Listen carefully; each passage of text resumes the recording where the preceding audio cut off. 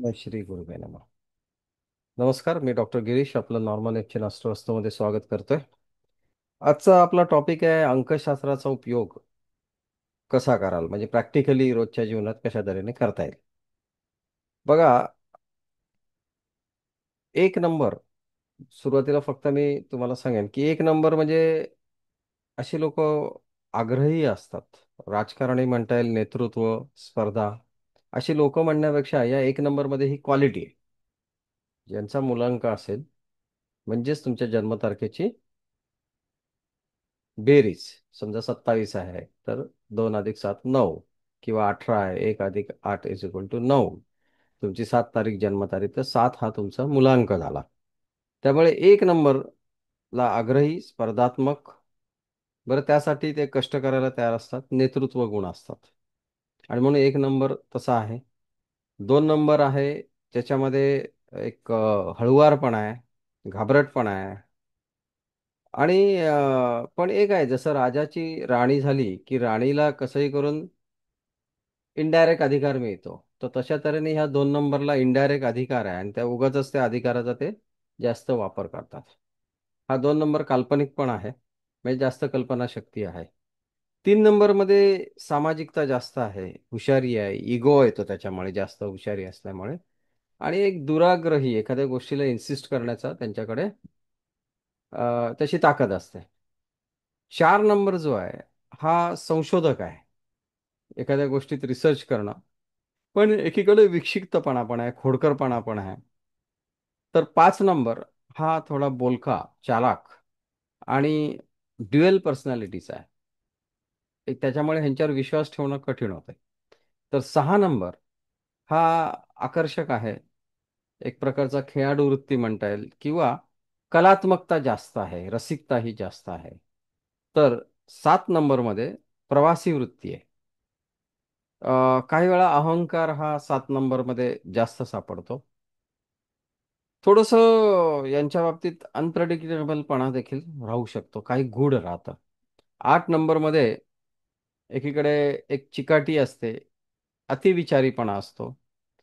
Negativity ही पहिली यांच्या डोक्यात येते, किंवा एखाद्या गोष्टीचा निगेटिव्ह परिणाम काय येईल ते चांगलं देखील आहे, परंतु ते किती प्रमाणात त्याचा विचार करायचा हे देखील महत्त्वाचं ठरतं. तर 9 नंबर हा 1 नंबरप्रमाणे ॲग्रेसिव्ह तर आहेच, अधिकार गाजवणारा आहे, आणि एनर्जेटिक आहे. ह्याच्याकडेही 9 नंबरकडे इगो आहे. तर अशा ह्या नंबर्समध्ये, 1 ते 9 नंबरमध्ये पुढे जाऊन मी सांगणार आहे, ज्याच्यामध्ये मुळात कोणाची तत्व, म्हणजे 1 नंबर, 9 नंबर आणि 3 नंबरमध्ये अग्नी तत्व आहे, हे लक्षात घ्या. या जगामध्ये कुठलीही गोष्ट जर तुम्ही घेतली ना, तर प्लस मायनस न्यूट्रल आणि तत्व अग्नी, पृथ्वी, वायू, जल, ह्याचा विचार पहिले करायला शिका, सो दॅट तुम्हाला प्रॉब्लेम लवकर सॉल्व्ह करता येते.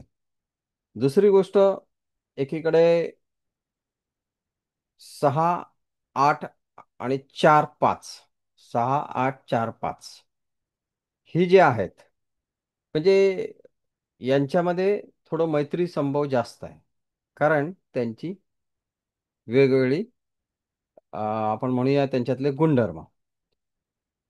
एकीकडे 2 4 7 यांच्यामध्ये एक वेगळेपणा आहे, म्हणजे हे समूह लक्षात ठेवा. आता समजा एखाद्याला सामूहिक कार्य दिलं, समजा एक लग्नाचा विषय आहे, एखाद्या लग्नाचा विषय आहे, आणि ह्या लग्नाच्या विषयामध्ये समजा एखाद्याला कार्य, आपल्या घरातच मंडळी आहेत, 10 12 लोक आहेत, किंवा 1 4 5, तर प्रत्येकाला कुठल्या तऱ्हेचं काम दिलं पाहिजे, किंवा एखादा सामूहिक प्रोग्राम आहे, त्याच्यामध्ये कोणाला कशा तऱ्हेने काम गेलं पाहिजे, याचा जर विचार केला, तर इथं तत्व कामाला येतात. मग आता जसं विचार केला की 1 9 आणि 3 नंबर जो आहे, यांच्यामध्ये स्पर्धात्मक, म्हणजे एकीकडे ते कॉम्पिटिटिव्ह जास्त असतात एकमेकांवर. जे ते एकत्र आले ना, 1 9 3 नंबरची लोक, तर कुरघोडी करतात एकमेकांवरती. समजा पत्नी आहे 3 नंबरची, पती आहे 9 नंबरचा, तू गप्प बस, तुला काय कळतं, मी बघतो. कळलं का? पण तेच मग पुन्हा पत्नी सांगणार, हे तुम्हाला समजत नाही हे मला माहिती होतं, म्हणून मी पुढाकार घेतला. म्हणजे एकमेकांवरती कुरघोडी करणं हा 1-9-3चा एक गुणधर्म आहे. आपलं ते खरं करण्याचा गुणधर्म आहे. मग अशा लोकांना नेतृत्व देणं केव्हाही फायदेशीर ठरतं. समजा एखाद्याची जन्मतारीख 18 आहे, तर त्याचा 9 झाला. तर अशा लोकांना लीडिंग क्वालिटी खूप आहे. त्यामुळे एखाद्या ग्रुपचा प्रमुख बनवणं. असे लोक नवीन गोष्टीमध्ये, आता बघा काही लोक घाबरतात, नाही नाही हे सगळ्या माझ्यासाठी नवीन आहे, मी नाही आत्ता करू शकत. पण ज्यांचं अग्नितत्व आहे, 1-9-3 नंबर आहेत, अशा लोकांना तुम्ही जर लिडरशिप दिली तर कुठलंही नवीन कार्य ते सहज पार पाडतात. ओके. तर आणि यांना स्वतंत्रता लागते. आता कॅप्टन झाला एखादा, तर त्याला त्याचे डिसिजन पॉवर असते. कोणीतरी येऊन त्याला काहीतरी सांगणं हे योग्य नाही. आणि म्हणून मी सांगेन की 1 नंबर, 9 नंबर आणि 3 नंबर हे अग्नितत्वाची लोक आहेत. यांना लिडरशिप द्या. एखाद्या प्रोजेक्टचं, एखाद्या कामाचं त्यांना स्वतंत्रपणे काम करायला अ, काय म्हणता येईल आपल्याला, संधी द्या. ओके. त्यानंतर असं सांगता येईल मला की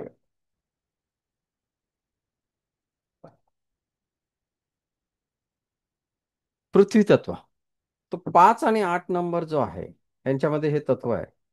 आता पृथ्वी तत्व बघा, आपल्याला सुद्धा ज्यावेळी आपण थोडे इम्बॅलन्स होतं की लगेच भिंत पकडायला जातो किंवा जमिनीवरच खाली बसतो, ते पृथ्वी तत्वामध्ये स्थिरता हा विषय आहे. आणि त्याच्यामुळे तुम्ही सहज एखादं काम ह्यांच्यावर टाकून तुम्ही बिंदास्त राहू शकता. कारण ही ती गोष्ट सोडणार नाहीत. तुम्ही एखाद्याला सांगितलं की बाबा हे हे घेऊन यायचं, तर तो घेऊनच येणार. तसं आश्वासनांची पूर्तता हे लोक करणारे असतात, किंवा यांच्यामध्ये चिकाटी आणि संयम खूप आहे.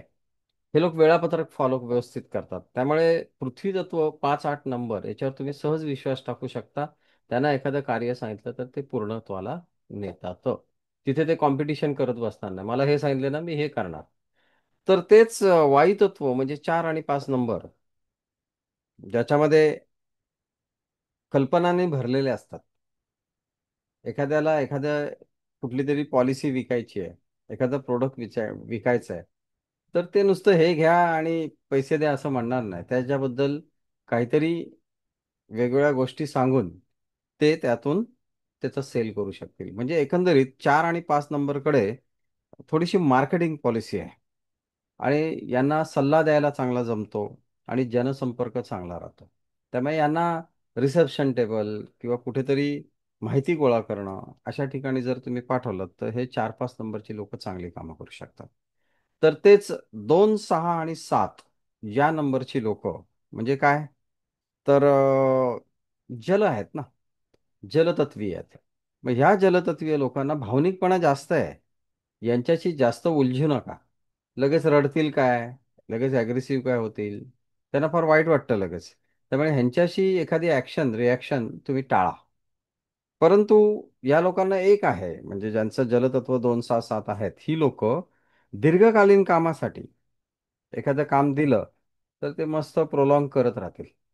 किंवा ह्यांना प्रतिमा, स्वतःची इमेज सांभाळणं चांगलं जमतं. ह्यांना अपमान सहन होत नाही. ॲट द सेम टाइम यांना कसं सांगता येईल तुम्हाला की बाबा स्वतःची इमेज कशी सांभाळायची, इतरांमध्ये आपण कसं व्यवस्थित दिसू, श्रेष्ठ राहू, हे त्यांना चांगलं समजतं.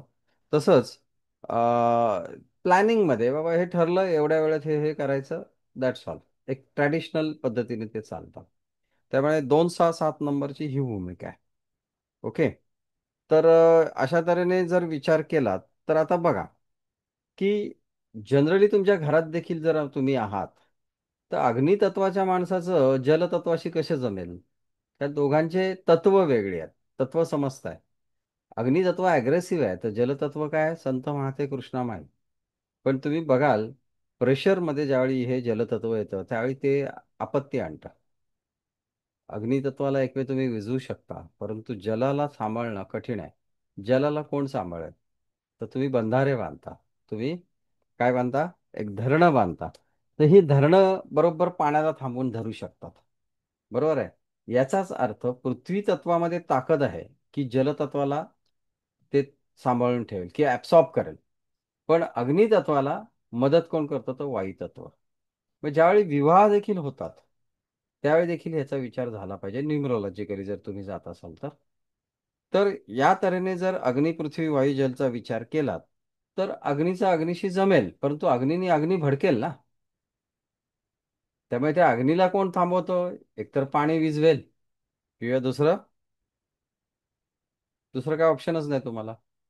तर तेच पृथ्वीचं जमतं कोणाशी? तर पाण्याशी. पृथ्वी सर्वसमावेशक आहे. ते सगळं झेलतं. तुमची आग येऊ दे, वादळ येऊ दे, पूर येऊ दे, सगळं झेलण्याची ताकद या पृथ्वीमध्ये. त्यामुळे हे सर्वसमावेशक आहेत. वायूला पुन्हा म्हणजे वायू अग्नीला मदत करेल. तर जल आता बघा पुन्हा कॉम्बिनेशन्स लक्षात घ्या. ज्यावेळी तुमच्याकडे इलेक्ट्रिसिटी निर्माण होते तर त्याच्यात विद्युत जनित्र काय करतं? पाणी आणि हवेचा वापर करून त्याच्यातून अग्नी निर्मिती होते. त्यामुळे याचा वापर करून म्हणजे तुम्हाला अंक कळले, एकदा अंक कुठल्या तत्वाचे आहेत कळले, की त्याचा तसा तुम्ही वापर करू शकता. ठीक आहे. एक- जर आपण पाहायला गेलो तर बघा, 1, 10, 19, 28 याची टोटल एक येते. पण या लोकांना ना जगात किंवा कुठेही सगळ्यात पुढे राहण्याची हौस असते. ॲक्सिडेंट झाला तिथं सगळ्यांना ढकलून हा पुढे बघायला जाणार. क्लासमध्ये असला तर तिथे मॉनिटर होण्याचे चान्सेस जास्त असतात.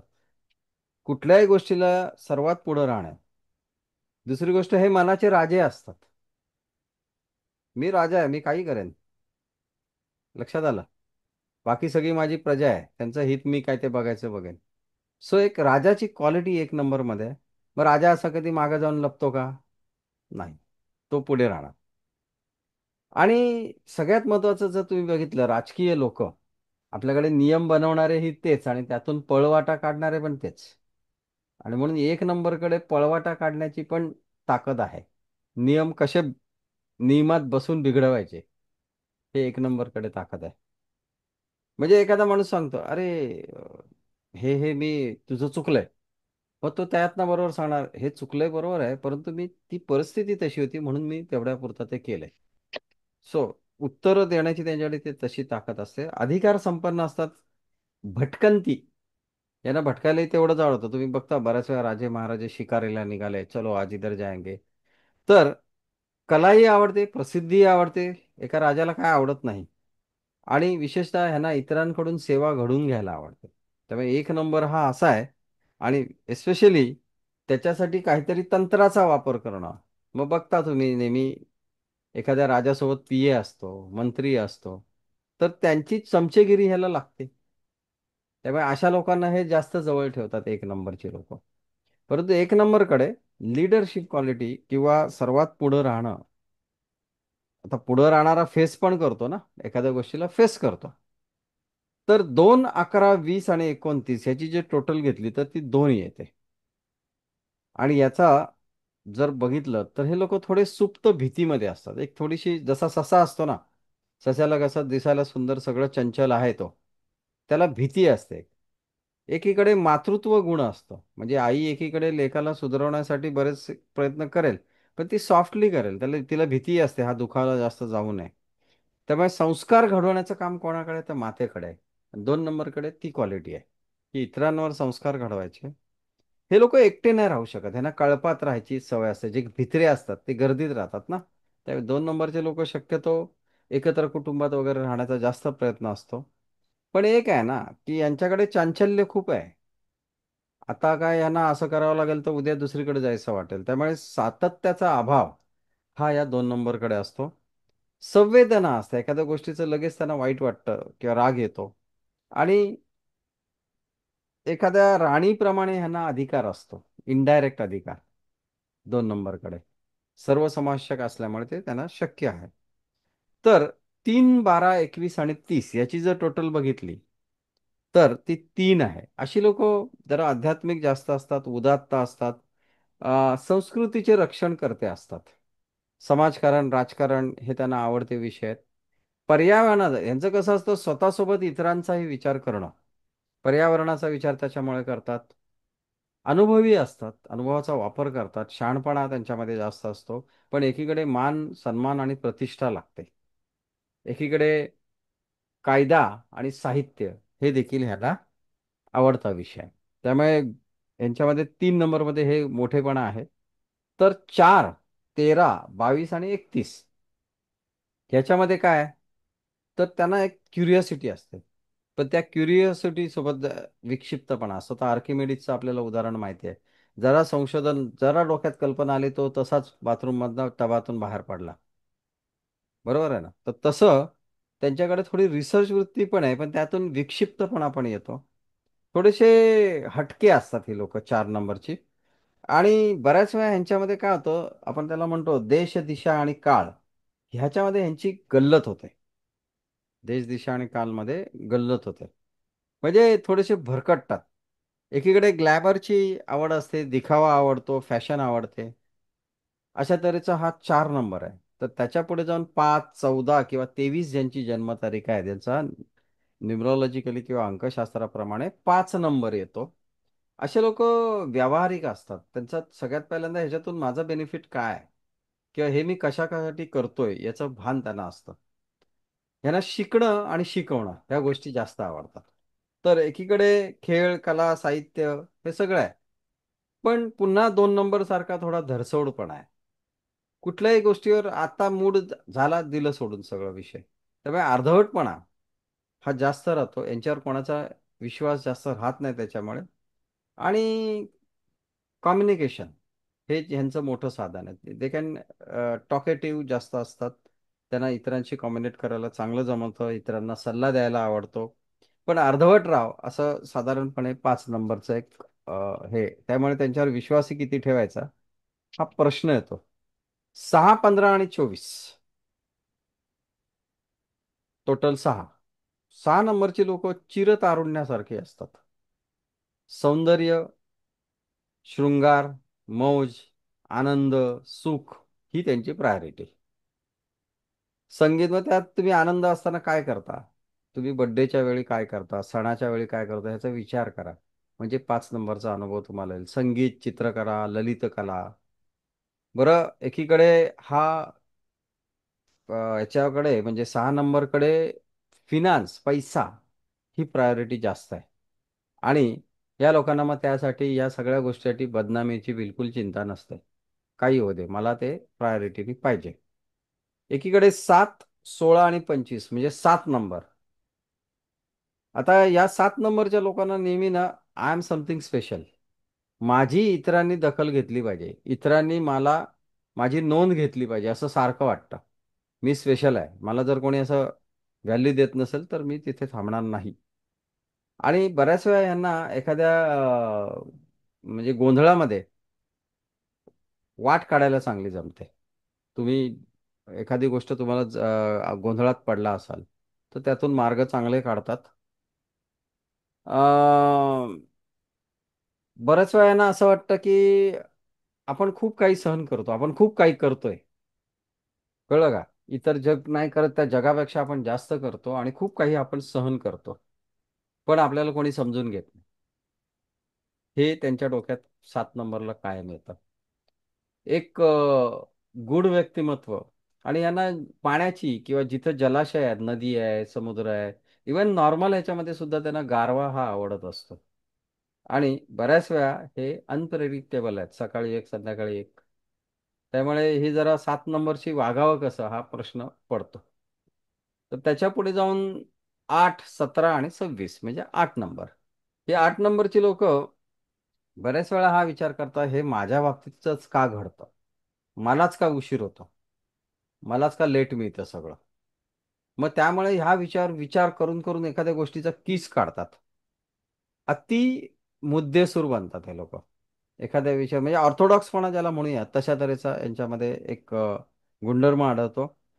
आणि एक मात्र आहे, त्याच्यामुळे काय होतं, सतत तोच मुद्दा लावून धरल्यामुळे जरा रटाळपणा येतो. आणि मग इतर लोक यांना टाळा बघतात, त्यांच्यासोबत राहायला कंटाळतात. पटत नाही इतर लोकांचं. कारण एखाद्या गोष्टीचा किती कस काढायचा. आता समजा एखाद्याच्या घरी बर्थडे आहे आणि तिथं पार्टीचं वातावरण आहे. आता त्याच्यामध्ये समजा इन्व्हर्टर किंवा लाईट नाही आहे किंवा एखादी वस्तू आणायची विसरली. हे लोक अरे बरोबर आहे पण ते आणायला तू कसा का विसरला, सारखं आपलं तेच. मग मी हे करू का, त्याच विचार धरून तो आनंद हिरावून घेतला जातो एखाद्या गोष्टीला स्टिकअप राहिल्यामुळे. त्यामुळे 8 नंबरच्या लोकांना जनरली मग जोडीदार जास्त कंटाळतात. कारण त्यांना असं वाटतं की जे काय होतंय ते दुसऱ्याच्या चुकीमुळे होतंय, माझ्यामुळे काय होत नाही. बऱ्याच वेळा 8 नंबरच्या लोक निराशावादी पण असतात. त्यामुळे ह्यांच्याकडे कामाशिवाय कोणी येत नाही असं त्यांना वाटतं. सगळं जग स्वार्थी आहे असं वाटतं.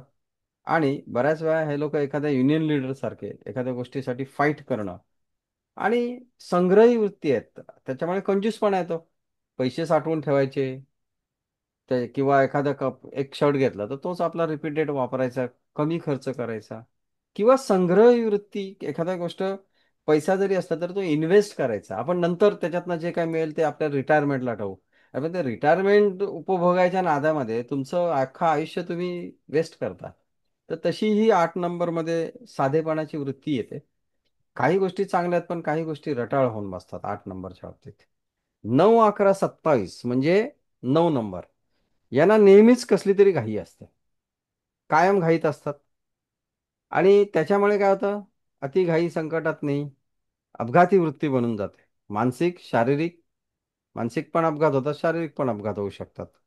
आणि यांच्या या एक घाव दोन तुकडे करण्याची वृत्ती असते त्यांच्याकडे. त्यामुळे कुठल्याही वेळी टोकाची भूमिका, ठीक आहे चल तुझं माझं पटत नाही, भूल जा, टोकाची भूमिका.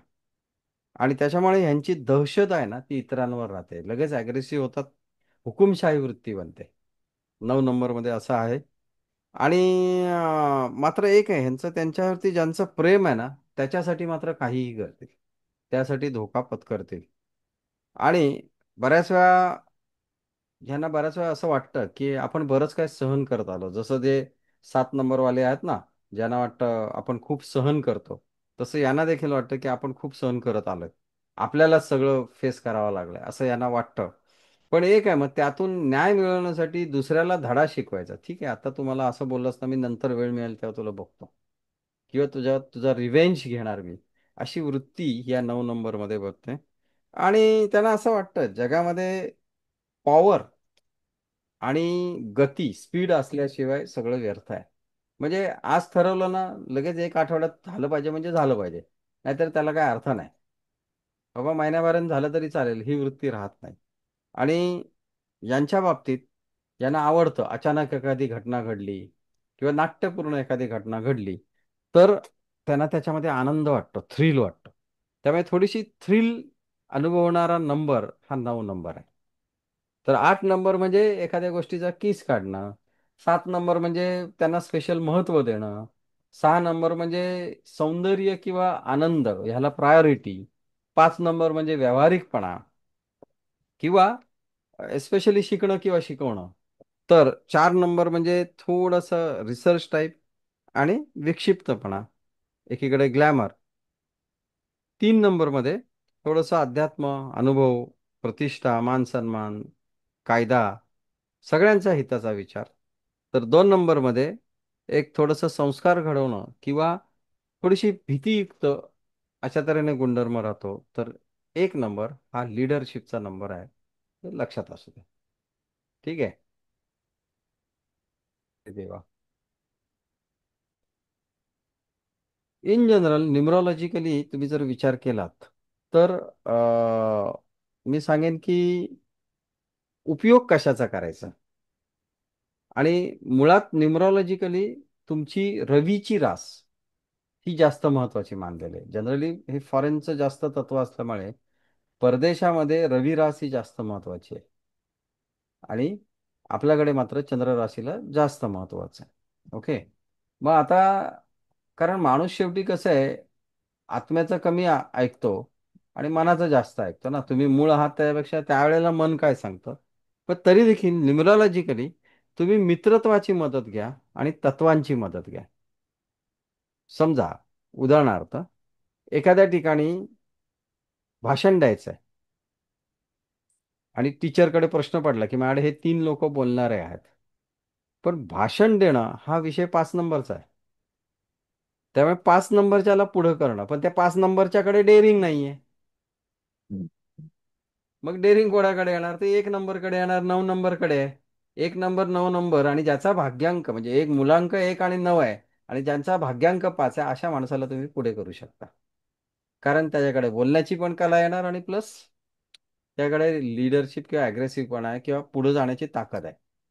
तर अशा तऱ्हेने मित्रत्वाची मदत, तत्वांची मदत.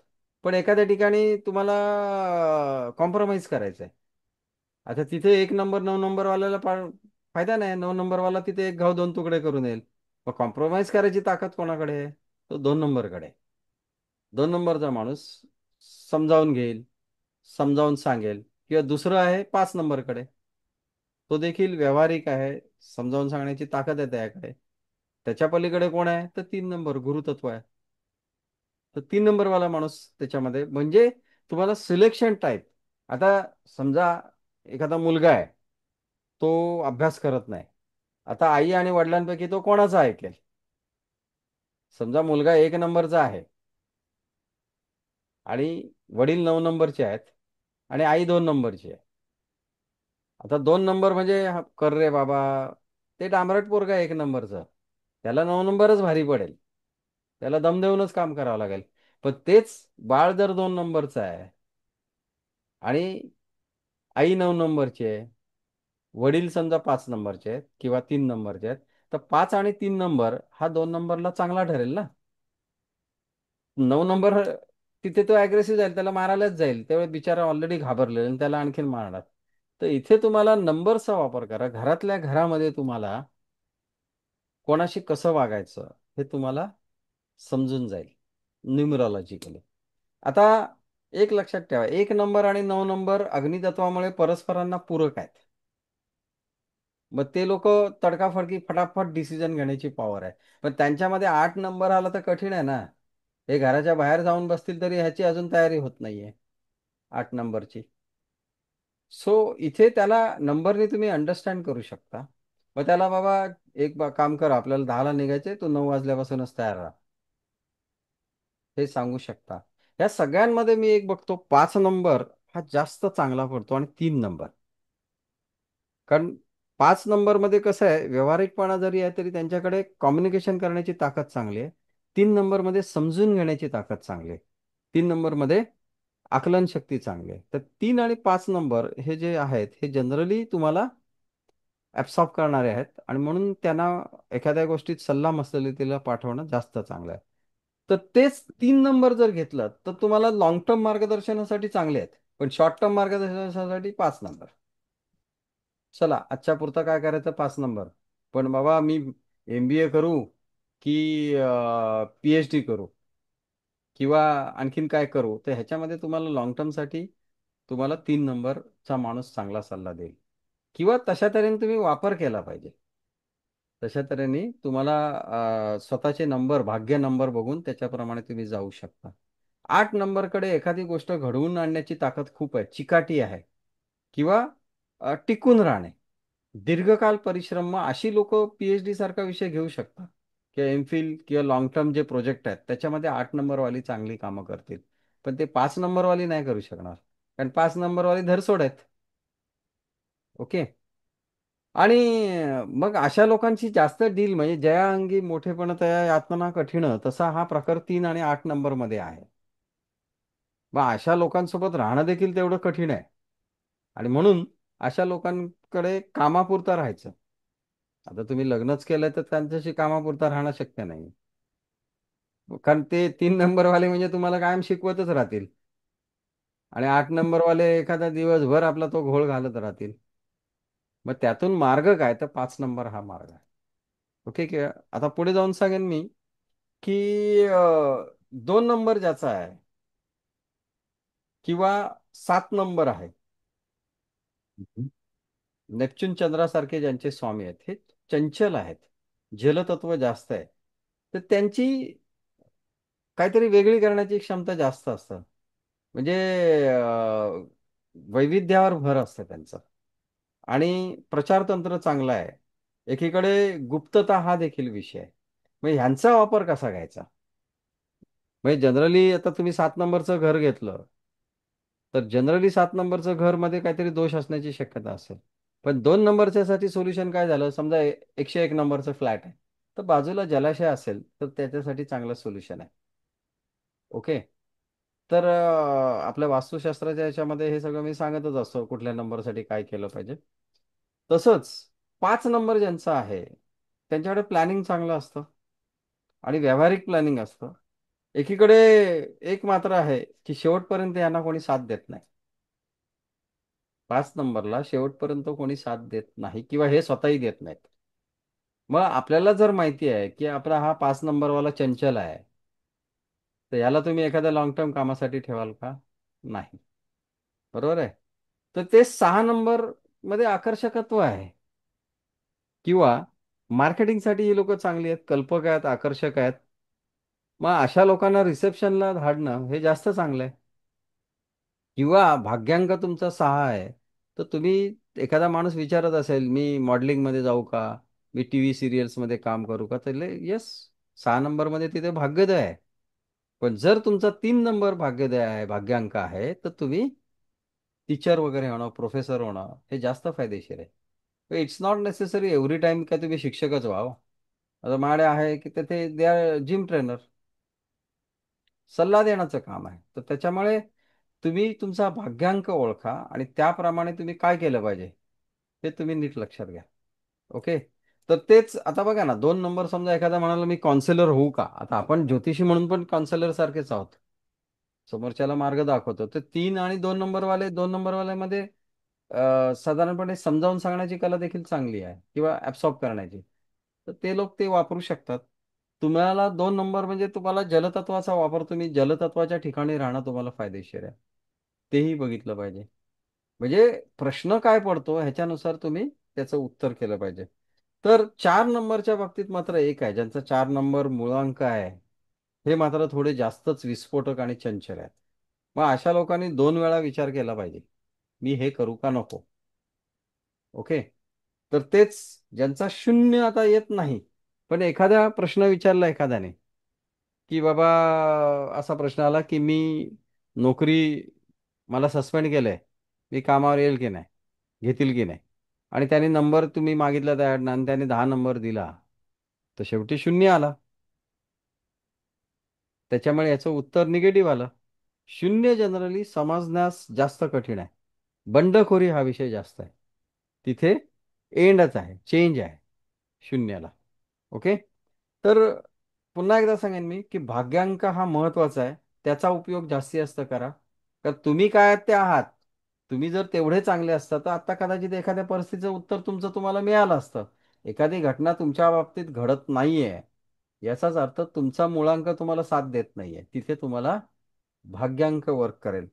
तर मित्रत्वासाठी सुद्धा व्यक्ती तशी निवडायची, किंवा समोरच्याचा न्युमरॉलॉजिकल नंबर माहिती झाल्यावर तुम्ही त्याच्याशी कसं वागायचं हे तुम्हाला कळलं पाहिजे.